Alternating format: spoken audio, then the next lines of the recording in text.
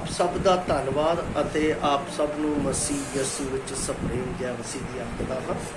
ਅਸੀਂ ਰੋਜ਼ਮਰਾ ਦੀ ਤਰ੍ਹਾਂ ਪਰਮੇਸ਼ਰ ਦੀ ਬਾਣੀ ਦੇ ਵਚਨ ਨੂੰ ਸਿੱਖਦੇ ਹਾਂ ਔਰ ਆਪ ਇਸ ਵਚਨ ਨੂੰ ਸੁਣ ਕੇ ਆਤਮਿਕ ਉન્નਤੀ ਆਪਣੇ ਜੀਵਨ ਵਿੱਚ ਪ੍ਰਾਪਤ ਕਰ ਰਹੇ ਹੋ। ਉਸ ਦੇ ਲਈ ਮੈਂ ਪਰਮੇਸ਼ਰ ਦਾ ਧੰਨਵਾਦ ਕਰਦਾ ਔਰ ਧੰਨਵਾਦ ਕਰਦਾ ਕਿ ਤੁਸੀਂ ਮੇਰੇ ਲਈ ਲਗਾਤਾਰ ਪ੍ਰਾਰਥਨਾ ਕਰ ਰਹੇ ਹੋ ਇਸ ਵਚਨ ਨੂੰ ਪ੍ਰਪੇਰੇਸ਼ਨ ਕਰਨ ਦੇ ਲਈ ਤਿਆਰੀ। ਔਰ ਪਰਮੇਸ਼ਰ ਜੋ ਨਿਤ ਪ੍ਰਤੀ ਦਿਨ ਆਪਣੇ ਵਚਨ ਦੇ ਨਾਲ ਤਿਆਰੀ ਦਿੰਦਾ ਹੈ ਉਸ ਦੇ ਲਈ ਮੈਂ ਆਪ ਸਭ ਦਾ ਧੰਨਵਾਦ ਕਰਦਾ ਹਾਂ। ਅੱਜ ਦਾ ਜੋ ਵਚਨ ਦਾ ਮੈਂ ਭਾਗ ਲਿਆ ਹੈ ਉਹ ਹੈ ਰਸੂਲਾਂ ਦੇ ਕਰਤੱਵ 2 ਅਧਿਆਏ 46। ਇਸ ਤੋਂ ਪਹਿਲਾਂ ਕਿ ਅਸੀਂ ਇਸ ਦੇ ਬਾਰੇ ਸਿੱਖੀਏ ਅਸੀਂ ਪ੍ਰਾਰਥਨਾ ਵਿੱਚ ਜਾਵਾਂਗੇ। ਦਿਆਲੂ ਪ੍ਰਭੂ, ਅਸੀਂ ਆਪ ਦਾ ਧੰਨਵਾਦ, ਆਪ ਦੀ ਮਹਿਮਾ, ਆਪ ਦੀ ਵਡਿਆਈ, ਆਪ ਦੀ ਉਸਤਤ ਕਰਦੇ ਹਾਂ। ਤੁਸੀਂ ਰਾਜਿਆਂ ਦੇ ਰਾਜਾ, ਪ੍ਰਭੂਆਂ ਦੇ ਪ੍ਰਭੂ, ਸਰਵ ਸ਼ਕਤੀਮਾਨ, ਸਰਵ ਵਿਆਪੀ, ਸਰਵੱਗਿਆ ਪਰਮੇਸ਼ਰ ਹੋ, ਜੋ ਨਿਤ ਪ੍ਰਤੀ ਦਿਨ ਸਾਨੂੰ ਆਪਣੇ ਵਚਨ ਦੀ ਸਿੱਖਿਆ ਦੇ ਕੇ ਸਾਨੂੰ ਆਪਣੇ ਰਾਜ ਵਿੱਚ ਚਲਾਉਂਦੇ ਹੋ ਅਤੇ ਆਪ ਦੀ ਪਵਿੱਤਰਤਾ ਔਰ ਆਪ ਦੀ ਪਵਿੱਤਰਤਾ ਦਾ ਭੇਤ ਸਿੱਖਣ ਦੇ ਲਈ ਸਾਡੀ ਆਪਣੇ ਪਵਿੱਤਰ ਵਚਨ ਵਿੱਚ ਮਦਦ ਕਰਦੇ ਹੋ। ਅੱਜ ਵੀ ਸਾਨੂੰ ਇਸੇ ਵਚਨ ਨੂੰ ਸਿੱਖਦਿਆਂ ਹੋਇਆਂ ਆਪ ਦੀ ਆਤਮਿਕ ਉન્નਤੀ ਦੇ ਵਿੱਚ ਵਧਣ ਦੇ ਲਈ ਮਦਦ ਕਰੋ, ਜਿਸ ਦੇ ਨਾਲ ਆਪ ਹੀ ਦਾ ਨਾਮ ਸਾਡੇ ਜੀਵਨ ਦੇ ਵਿੱਚ ਉੱਚਾ ਹੋਵੇ। ਇਹ ਸਭ ਕੁਝ ਤੇਰੇ ਹੱਥਾਂ ਵਿੱਚ ਸੌਂਪਦੇ ਹੋਏ ਬੇਨਤੀ ਮਸੀਹ ਯਿਸੂ ਦੇ ਪਵਿੱਤਰ ਤੇ ਸਮਰਥੀ ਨਾਮ ਵਿੱਚ। ਆਮੀਨ। ਪਿਆਰਿਆ ਜੀ, ਜੋ 2:46 ਵਿੱਚ ਲਿਖਿਆ ਹੋਇਆ ਹੈ, ਔਰ ਦਿਨੋਂ ਦਿਨ ਇੱਕ ਮਨ ਹੋ ਕੇ ਹੈਕਲ ਵਿੱਚ ਲਗਾਤਾਰ ਰਹਿੰਦੇ ਅਤੇ ਘਰੀ ਘਰੀ ਰੋਟੀ ਤੋੜਦੇ ਉਹ ਖੁਸ਼ੀ ਅਤੇ ਸਿੱਧੇ ਮਨ ਦੇ ਨਾਲ ਭੋਜਨ ਕਰਦੇ ਸਨ। ਇਹ ਜੋ ਆਇਤ ਹੈ, ਇਹ ਆਇਤ ਪਰਮੇਸ਼ਰ ਦੇ ਵਚਨ ਦੇ ਨਾਲ 2:42 ਦੇ ਨਾਲ ਇਹ ਮੇਲ ਖਾਂਦੀ ਹੈ। ਰੋਟੀ ਤੋੜਨ ਦਾ ਇੱਕ ਇਸ ਜਗ੍ਹਾ ਦੇ ਉੱਤੇ ਭਾਗ ਦਿੱਤਾ ਗਿਆ ਹੈ ਜਿਸ ਨੂੰ ਪਰਮੇਸ਼ਰ ਦਾ ਦਾਸ ਕੁਰੰਥ ਦੇ ਵਿੱਚ ਵੀ ਇਸ ਦੇ ਅਸਲ ਮਹੱਤਵ ਨੂੰ ਸਾਡੇ ਜੀਵਨ ਦੇ ਵਿੱਚ ਦੱਸਦਾ ਹੈ। ਪਹਿਲੀ ਸ਼ਤਾਬਦੀ ਦੇ ਵਿੱਚ ਜਦੋਂ ਰਸੂਲਾਂ ਨੇ ਪ੍ਰਭੂ ਦੀ ਦਿੱਤੀ ਹੋਈ ਇਸ ਯਾਦਗਾਰੀ ਦੀ ਵਿਧੀ ਨੂੰ ਸ਼ੁਰੂ ਕੀਤਾ ਤਾਂ ਉਹ ਹਰ ਦਿਨ ਇਸ ਰੋਟੀ ਤੋੜਨ ਦੀ ਪ੍ਰਥਾ ਨੂੰ ਅਤੇ ਸੰਗਤੀ ਕਰਨ ਨੂੰ ਅਤੇ ਪ੍ਰਾਰਥਨਾ ਕਰਨ ਨੂੰ ਅਤੇ ਵਚਨ ਵਿੱਚ ਲੱਗੇ ਰਹਿਣ ਦੇ ਲਈ ਕਰਦੇ ਸਨ। ਪਰ ਜਿਵੇਂ ਜਿਵੇਂ ਉਹਨਾਂ ਨੂੰ ਆਪਣਾ ਟਾਈਮ ਪੈਂਦਾ ਗਿਆ ਤਾਂ ਉਹਨਾਂ ਨੇ ਇਸ ਨੂੰ ਚੇਂਜ ਕਰਨਾ ਸ਼ੁਰੂ ਕਰ ਦਿੱਤਾ। ਫਿਰ ਇਹਨਾਂ ਨੇ ਅੰਤਿਮ ਪੜਾਅ ਇੱਥੇ ਲਿਆ। ਸਪਤਾਹ ਦੇ ਪਹਿਲੇ ਦਿਨ ਉਹ ਰੋਟੀ ਤੋੜਦੇ ਸਨ। ਜਿਵੇਂ ਅਸੀਂ ਰਸੂਲਾਂ ਦੇ ਕਰਤੱਵ 20:7 ਵਿੱਚ ਪੜ੍ਹਦੇ ਹਾਂ ਕਿ ਉਹ ਹਫ਼ਤੇ ਦੇ ਪਹਿਲੇ ਦਿਨ ਰੋਟੀ ਤੋੜਨ ਦੇ ਲਈ ਇਕੱਠੇ ਹੋਏ। ਪਿਆਰਿਆ ਜੀ, ਇਹ ਜੋ ਗੱਲਾਂ ਹੈ ਇਹ ਸਾਡੇ ਮਸੀਹੀ ਜੀਵਨ ਦੇ ਵਿੱਚ ਆਤਮਿਕਤਾ ਨੂੰ ਬੜਾਵਾ ਦੇਣ ਦੇ ਲਈ ਕੀਤੀਆਂ ਗਈਆਂ ਹਨ ਕਿ ਅਸੀਂ ਪਰਮੇਸ਼ਰ ਦੇ ਵਚਨ ਦੇ ਨਾਲ ਪਰਮੇਸ਼ਰ ਦੀ ਇਸ ਏਕਤਾ ਅਤੇ ਅਖੰਡਤਾ ਨੂੰ ਸਮਝ ਸਕੀਏ। ਪ੍ਰਭੂ ਯਿਸੂ ਮਸੀਹ ਨੇ ਇਹ ਚੇਲਿਆਂ ਨੂੰ ਇਸ ਸੰਸਾਰ ਦੇ ਵਿੱਚ ਪਵਿੱਤਰ ਰਹਿਣ ਦੇ ਲਈ ਆਪਣੀ ਇਸ ਵਿਧੀ ਨੂੰ ਉਹਨਾਂ ਦੇ ਜੀਵਨ ਦੇ ਵਿੱਚ ਦਿੱਤਾ ਸੀ। ਜਦ ਤੱਕ ਉਹ ਆ ਨਾ ਜਾਵੇ ਤੁਸੀਂ ਇਸੇ ਤਰ੍ਹਾਂ ਕਰਦੇ ਰਹਿਣਾ। ਔਰ ਅਸੀਂ ਦੇਖਦੇ ਹਾਂ ਕਿ ਆਰੰਭਿਕ ਦਿਨਾਂ ਦੇ ਵਿੱਚ ਮਸੀਹੀ ਲੋਕ ਲਗਾਤਾਰ ਪ੍ਰਭੂ ਭੋਜ ਦੇ ਵਿੱਚ ਸੰਮਿਲਿਤ ਹੁੰਦੇ ਸੀ। ਅਜਿਹਾ ਪ੍ਰਤੀਤ ਹੁੰਦਾ ਹੈ ਕਿ ਪਹਿਲੇ ਲੋਕ ਸਧਾਰਨ ਭੋਜਨ ਦੇ ਸਮਾਨ ਖਾਂਦੇ ਸੀ ਅਤੇ ਉਹ ਦਿਨ ਪ੍ਰਤੀ ਦਿਨ ਅਜਿਹਾ ਕਰਦੇ ਸਨ। ਅਸੀਂ ਰਸੂਲਾਂ ਦੇ ਕਰਤੱਵ 2:46 ਅਤੇ ਉਸ ਦੇ 42 ਦੇ ਵਿੱਚ ਇਸ ਗੱਲ ਨੂੰ ਪੜ੍ਹਦੇ ਹਾਂ। ਬਾਅਦ ਵਿੱਚ ਉਹ ਕੁਝ ਦਿਨਾਂ ਦੇ ਅੰਤਰਾਲ ਵਿੱਚ ਇਸ ਨੂੰ ਇੱਕ ਸਪਤਾਹ ਬਾਅਦ ਖਾਣਾ ਸ਼ੁਰੂ ਕਰ ਦਿੱਤਾ ਅਤੇ ਇਹ ਸਧਾਰਨ ਭੋਜ ਮਿਲਣ ਦੀ ਪਰੰਪਰਾ ਕੁਝ ਸਮੇਂ ਤੱਕ ਚੱਲਦੀ ਰਹੀ। ਪਰ ਪੌਲਸ ਕੁਰੰਥ ਦੀ ਕਲੀਸਿਆ ਨੂੰ ਚੇਤਾਵਨੀ ਦਿੰਦਾ ਹੈ। ਇਸ ਦਾ ਇੱਕ ਮਕਸਦ ਹੈ, ਇਸ ਦਾ ਇੱਕ ਗਹਿਰਾਈ ਦਾ ਅਰਥ ਹੈ ਜੋ ਇਸ ਧਰਤੀ ਦੇ ਵਿੱਚ ਮੇਰੇ ਅਤੇ ਆਪ ਦੇ ਲਈ ਦਿੱਤਾ ਗਿਆ ਹੈ। ਖਾਸ ਕਰਕੇ ਉਹਨਾਂ ਦੇ ਲਈ ਜਿਨ੍ਹਾਂ ਨੇ ਨਵਾਂ ਜਨਮ ਪਾ ਲਿਆ ਹੈ, ਉਹਨਾਂ ਦੇ ਲਈ ਜਿਨ੍ਹਾਂ ਨੇ ਪ੍ਰਭੂ ਦੀ ਆਗਿਆ ਨੂੰ ਪੂਰਾ ਕਰ ਲਿਆ ਹੈ, ਉਹ ਇਸ ਚਿੰਨ੍ਹ ਦੇ ਵਿੱਚ ਸ਼ਾਮਿਲ ਹੁੰਦੇ ਨੇ। ਪੌਲਸ ਇੱਥੇ ਕਹਿੰਦਾ ਹੈ ਕਿ ਕੁਝ ਲੋਕ ਅਨੁਚਿਤ ਵਿਵਹਾਰ ਦੇ ਨਾਲ ਪ੍ਰਭੂ ਦੀ ਇਸ ਮੇਜ਼ ਦੇ ਵਿੱਚ ਸ਼ਾਮਿਲ ਹੁੰਦੇ ਸਨ ਅਤੇ ਉਹ ਆਪਣੇ ਆਪ ਨੂੰ ਬੜਪਨ ਸਮਝ ਕੇ ਅਸੀਂ ਕੁਝ ਵੀ ਕਰੀਏ ਉਸਦੇ ਵਿੱਚ ਸ਼ਾਮਲ ਹੋ ਸਕਦੇ, ਸਾਨੂੰ ਕੋਈ ਕੱਟ ਨਹੀਂ ਸਕਦਾ। ਇਹ ਸੋਚ ਬੜੀ ਗਲਤ ਸੀ, ਇਹ ਨੀਤੀ ਬੜੀ ਗਲਤ ਸੀ। ਮੈਂ ਕੁਝ ਗੱਲਾਂ ਆਪ ਨੂੰ ਇਸ ਭੋਜ ਦੇ ਨਾਲ ਸੰਬੰਧਿਤ ਕਲੀਸਿਆ ਦੇ ਨਿਯਮ ਨੂੰ ਆਪ ਨੂੰ ਦੱਸਣਾ ਚਾਹੁੰਦਾ ਹਾਂ। ਜਦੋਂ ਅਸੀਂ ਪਹਿਲਾ ਕਰੰਥੀਆਂ ਉਸ ਦਾ 5 ਅਧਿਆਏ ਪੜ੍ਹਦੇ ਹਾਂ ਤਾਂ ਇੱਥੇ ਕਲੀਸਿਆਈ ਸਜ਼ਾ ਦੇ ਬਾਰੇ ਲਿਖਿਆ ਹੋਇਆ ਹੈ। ਜੇ ਅਸੀਂ ਪਰਮੇਸ਼ਵਰ ਦੇ ਵਿੱਚ ਹੋ ਕੇ, ਪ੍ਰਭੂ ਦੇ ਵਿੱਚ ਹੋ ਕੇ ਅਸੀਂ ਪ੍ਰਭੂ ਦੀ ਮੇਜ਼ ਦੇ ਵਿੱਚ, ਪ੍ਰਭੂ ਦੇ ਕਾਰਜਾਂ ਦੇ ਵਿੱਚ ਗਲਤ ਕੰਮ ਕਰਦੇ ਹਾਂ ਤਾਂ ਪਰਮੇਸ਼ਰ ਸਾਨੂੰ ਆਪਣੇ ਵਚਨ ਦੇ ਵਿੱਚ ਸਾਫ਼ ਹਿਦਾਇਤ ਦਿੰਦਾ ਹੈ। ਕੀ ਕਹਿੰਦਾ ਹੈ ਇੱਥੇ? ਮੈਂ ਜਦੋਂ ਪਹਿਲਾ ਕਰੰਥੀਆਂ 5 ਅਧਿਆਏ ਉਸ ਦੀ 9 ਤੋਂ ਆਪ ਦੇ ਲਈ ਪੜ੍ਹ ਰਿਹਾ, ਇੱਥੇ ਕਹਿੰਦਾ ਮੈਂ ਆਪਣੀ ਪੱਤਰੀ ਵਿੱਚ ਤੁਹਾਨੂੰ ਇਹ ਲਿਖਿਆ ਜੋ ਹਰਾਮਕਾਰਾਂ ਦੀ ਸੰਗਤ ਨਾ ਕਰੋ। ਰੋਟੀ ਤੋੜਨਾ ਇੱਕ ਸੰਗਤ ਹੈ। ਕਿਹਦੇ ਨਾਲ? ਮੇਰੀ ਪਰਮੇਸ਼ਵਰ ਦੇ ਨਾਲ ਸੰਗਤ, ਮੇਰਾ ਪਰਮੇਸ਼ਵਰ ਦੇ ਨਾਲ ਇੱਕ ਹੋਣਾ ਹੈ। ਔਰ ਉਸ ਤੋਂ ਬਾਅਦ ਕਹਿੰਦਾ ਇਹ ਨਹੀਂ ਜੋ ਮੂਲੋਂ ਜਗਤ ਦੇ ਹਰਾਮਕਾਰਾਂ ਅਥਵਾ ਲੋਭੀਆਂ ਅਤੇ ਲੁਟੇਰਿਆਂ ਅਥਵਾ ਮੂਰਤੀ ਪੂਜਕਾਂ ਦੀ ਸੰਗਤ ਨਾ ਕਰਨੀ, ਨਹੀਂ ਤਾਂ ਫਿਰ ਤੁਹਾਨੂੰ ਜਗਤ ਵਿੱਚ ਨਿਕਲਣਾ ਹੀ ਪੈਂਦਾ। ਪਰ ਹੁਣ ਮੈਂ ਤੁਹਾਨੂੰ ਇਹ ਲਿਖਿਆ ਹੈ, ਧਿਆਨ ਨਾਲ ਸੁਣ। ਪੌਲਸ ਕਹਿੰਦਾ ਪਰ ਹੁਣ ਮੈਂ ਤੁਹਾਨੂੰ ਇਹ ਲਿਖਿਆ ਹੈ ਕਿ ਜੋ ਕੋਈ ਭਰਾ ਸਦਾ ਕੇ ਹਰਾਮਕਾਰਿਆ, ਲੋਭੀ ਜਾਂ ਮੂਰਤੀ ਪੂਜਕ ਜਾਂ ਗਾਲਾਂ ਕੱਢਣ ਵਾਲਾ, ਸ਼ਰਾਬੀ ਅਥਵਾ ਲੁਟੇਰਾ ਹੋਵੇ ਤਾਂ ਉਹਦੀ ਸੰਗਤ ਨਾ ਕਰਨੀ, ਸਗੋਂ ਇਹੋ ਜਿਹੇ ਦੇ ਨਾਲ ਰੋਟੀ ਵੀ ਨਾ ਖਾਣੀ। ਦੇਖੋ ਕਿੰਨੀ ਵੱਡੀ ਗੱਲ ਹੈ। ਉਹ ਰੋਟੀ ਤੋੜਦੇ ਸੀ ਪ੍ਰਭੂ ਦੀ। ਇਸ ਰੋਟੀ ਤੋੜਨ ਦਾ ਮਕਸਦ ਕੀ ਸੀ? ਇਸ ਦਾ ਕਾਰਨ ਕੀ ਸੀ? ਮੈਂ ਆਪ ਦੇ ਲਈ ਪੜ੍ਹ ਰਿਹਾ ਹਾਂ ਪਹਿਲਾ ਕਰੰਥੀਆਂ 10 ਅਧਿਆਏ, ਪਹਿਲਾ ਕਰੰਥੀਆਂ 10 ਅਧਿਆਏ, ਇਸ ਦੇ ਵਿੱਚ ਮੈਂ ਆਪ ਦੇ ਲਈ 17 ਤੋਂ ਪੜ੍ਹ ਰਿਹਾ। ਇੱਥੇ ਲਿਖਿਆ ਹੈ ਰੋਟੀ ਇੱਕੋ ਹੈ, ਇਸ ਲਈ ਅਸੀਂ ਵੀ ਜੋ ਵਾਲੇ ਹਾਂ ਰਲ ਕੇ ਇੱਕ ਸਰੀਰ ਹਾਂ, ਕਿਉਂ ਜੋ ਅਸੀਂ ਸਭੋ ਇੱਕੋ ਹੀ ਰੋਟੀ ਵਿੱਚ ਸਾਂਝੀ ਹਾਂ। ਇੱਕੋ ਰੋਟੀ ਵਿੱਚ ਸਾਂਝੀ ਹਾਂ, ਇਹਦਾ ਮਤਲਬ ਮੇਰੀ ਅਤੇ ਮਸੀਹ ਦੀ ਏਕਤਾ ਨੂੰ ਪ੍ਰਗਟ ਕਰ ਰਿਹਾ ਹੈ। ਕਲੀਸਿਆ ਦਾ ਸਿਰ ਮਸੀਹ ਹੈ ਔਰ ਇਸ ਕਲੀਸਿਆ ਜਦੋਂ ਪ੍ਰਭੂ ਦੀ ਮੇਜ਼ ਦੇ ਵਿੱਚ ਉਸ ਦੀ ਰੋਟੀ ਦੇ ਨਾਲ ਸਾਂਝੀ ਹੁੰਦੀ ਹੈ ਤਾਂ ਉਸ ਦੀ ਏਕਤਾ ਨੂੰ ਆਪਣੇ ਜੀਵਨ ਵਿੱਚ ਪ੍ਰਗਟ ਕਰਦੀ ਹੈ ਕਿ ਪੂਰੇ ਸਪਤਾਹ ਦੇ ਵਿੱਚ ਅਸੀਂ ਪਰਮੇਸ਼ਵਰ ਦੇ ਨਾਲ ਪਵਿੱਤਰਤਾ ਵਿੱਚ ਬਣੇ ਪਾਏ ਗਏ, ਪਵਿੱਤਰਤਾ ਦੇ ਵਿੱਚ ਰਹੇ, ਉਸ ਦਾ ਅਸੀਂ ਸਬੂਤ ਹੋਈਏ। ਬਾਈਬਲ ਦੇ ਵਿੱਚ ਇੱਥੇ ਦੂਸਰੀ ਗੱਲ ਉਹ ਆਪਣਾ ਕਹਿੰਦਾ ਹੈ ਜਿਹੜੀ ਮੈਂ ਆਪ ਦੇ ਲਈ ਅੱਗੇ ਪੜ੍ਹ ਰਿਹਾ 19 ਆਇਤ ਦੇ ਵਿੱਚ। ਸੋ ਮੈਂ ਕੀ ਆਖਦਾ ਹਾਂ ਭਾਈ, ਮੂਰਤੀ ਦੀ ਭੇਂਟ ਕੁਛ ਹੈ ਅਤੇ ਮੂਰਤੀ ਕੁਛ ਹੈ, ਸਗੋਂ ਮੈਂ ਇਹ ਆਖਦਾ ਹਾਂ ਕਿ ਜਿਹੜੀਆਂ ਵਸਤਾਂ ਪਰਾਈਆਂ ਕੌਮਾਂ ਚੜਾਉਂਦੀਆਂ ਹਨ ਉਹ ਭੂਤਾਂ ਲਈ ਚੜਾਉਂਦੀਆਂ ਹਨ, ਪਰਮੇਸ਼ਰ ਲਈ ਨਹੀਂ। ਅਤੇ ਮੈਂ ਨਹੀਂ ਚਾਹੁੰਦਾ ਤੁਸੀਂ ਭੂਤਾਂ ਦੇ ਸਾਂਝੀ ਬਣੋ। ਤੁਸੀਂ ਪ੍ਰਭੂ ਦਾ ਪਿਆਲਾ ਨਾਲੇ ਭੂਤਾਂ ਦਾ ਪਿਆਲਾ ਦੋਵੇਂ ਨਹੀਂ ਪੀ ਸਕਦੇ। ਤੁਸੀਂ ਪ੍ਰਭੂ ਦੀ ਮੇਜ਼ ਨਾਲੇ ਭੂਤਾਂ ਦੀ ਮੇਜ਼ ਦੋਹਾਂ ਦੇ ਵਿੱਚ ਸਾਂਝੀ ਨਹੀਂ ਹੋ ਸਕਦੀ। ਕੀ ਅਸੀਂ ਪ੍ਰਭੂ ਨੂੰ ਰਿਸ ਦਵਾਉਂਦੇ ਹਾਂ ਕਿ ਅਸੀਂ ਉਹਦੇ ਨਾਲ ਸ਼ਕਤੀਸ਼ਾਲੀ ਹਾਂ, ਉਹਦੇ ਨਾਲ ਵਧੀਏ? ਪ੍ਰਭੂ ਦੇ ਵਿੱਚ ਪੌਲਸ ਰਸੂਲ ਕੀ ਕਹਿੰਦਾ ਹੈ ਇਸ ਰੋਟੀ ਦੇ ਬਾਰੇ? ਮੈਂ 27 ਵਚਨ ਪੜ੍ਹਨ ਜਾ ਰਿਹਾ ਹਾਂ, 11:27 ਪਹਿਲਾ ਕਰੰਥੀਆਂ। ਇੱਥੇ ਕਹਿੰਦਾ ਇਸ ਕਰਕੇ ਜੋ ਕੋਈ ਅਯੋਗਤਾ ਨਾਲ ਇਹ ਰੋਟੀ ਖਾਵੇ ਅਥਵਾ ਪ੍ਰਭੂ ਦਾ ਪਿਆਲਾ ਪੀਵੇ ਸੋ ਪ੍ਰਭੂ ਦੇ ਸਰੀਰ ਅਤੇ ਲਹੂ ਦਾ ਦੋਸ਼ੀ ਹੋਵੇਗਾ। ਦੋਨਾਂ ਚੀਜ਼ਾਂ ਦਾ ਦੋਸ਼ੀ ਇਸ ਜਗ੍ਹਾ ਦੇ ਉੱਤੇ ਨਿਯੁਕਤ ਕੀਤਾ ਗਿਆ ਹੈ, ਦੱਸਿਆ ਗਿਆ ਹੈ। ਮੇਰੇ ਪਿਆਰੇ ਅਜ਼ੀਜ਼, ਰੋਟੀ ਦਾ ਕੀ ਅਰਥ ਹੈ?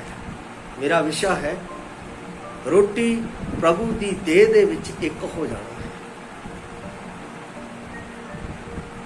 ਕਿਉਂਕਿ ਪਰਮੇਸ਼ਵਰ ਨੇ ਆਪਣੀ ਇਹ ਦੇਹ ਮੇਰੇ ਪਾਪੀ ਨੂੰ ਬਚਾਉਣ ਦੇ ਲਈ ਕਾਲਵਰੀ ਕਰੂਸ ਦੇ ਉੱਤੇ ਤੋੜੇ ਜਾਣ ਦੇ ਲਈ ਦੇ ਦਿੱਤੀ। ਮੈਂ ਪਰਮੇਸ਼ਵਰ ਦੇ ਨਾਲ ਮਿਲ ਨਹੀਂ ਸੀ ਸਕਦਾ, ਮੈਂ ਪਰਮੇਸ਼ਵਰ ਦੀ ਵਡਿਆਈ ਨਹੀਂ ਸੀ ਕਰ ਸਕਦਾ, ਮੈਂ ਪਰਮੇਸ਼ਵਰ ਦੇ ਅੱਗੇ ਨਹੀਂ ਸੀ ਜਾ ਸਕਦਾ, ਪਰ ਪਰਮੇਸ਼ਵਰ ਨੇ ਮੇਰੇ ਪਾਪੀ ਨੂੰ ਬਚਾਉਣ ਦੇ ਲਈ ਆਪਣੀ ਦੇਹ ਨੂੰ ਤੋੜੇ ਜਾਣ ਦੇ ਲਈ ਦਿੱਤਾ। ਮੈਂ ਇਸ ਦਾ ਵੀ ਆਪ ਨੂੰ ਪੂਰੀ ਤਰੀਕੇ ਦੇ ਨਾਲ ਬੋਧ ਦੱਸਦਾ ਹਾਂ।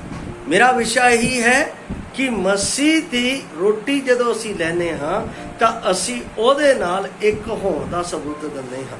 ਇੱਥੇ ਮੈਂ ਆਪ ਦੇ ਲਈ ਪੜ੍ਹ ਰਿਹਾ ਹਾਂ ਪਹਿਲਾ ਪਤਰਸ ਦੀ ਪੁਸਤਕ ਉਸ ਦਾ 2 ਅਧਿਆਏ ਅਤੇ ਉਸ ਦੀ 24 ਆਇਤ, ਜਿੱਥੇ ਪਰਮੇਸ਼ਰ ਪੁੱਤਰ ਮੇਰੇ ਲਈ ਆਖਦਾ ਹੈ, ਉਸ ਆਪ ਸਾਡੇ ਪਾਪਾਂ ਨੂੰ ਆਪਣੇ ਸਰੀਰ ਵਿੱਚ ਰੁੱਖ ਉੱਤੇ ਚੁੱਕ ਲਿਆ। ਭਾਈ ਅਸੀਂ ਪਾਪਾਂ ਦੀ ਵੱਲੋਂ ਮਰ ਕੇ ਧਰਮ ਵੱਲੋਂ ਜੀਵੀਏ, ਉਸੇ ਦੇ ਮਾਰ ਖਾਣ ਨਾਲ ਤੁਸੀਂ ਨਰੋਏ ਕੀਤੇ ਗਏ।